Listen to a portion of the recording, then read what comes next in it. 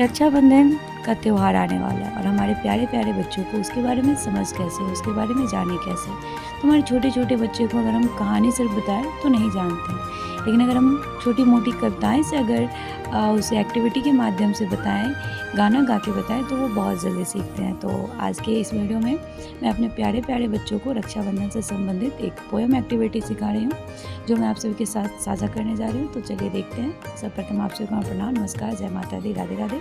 ये देखते हैं रक्षाबंधन हिंदी करते हैं। मम्मी ने मामा को बांधी, मम्मी ने मामा को बांधी, मम्मी ने मामा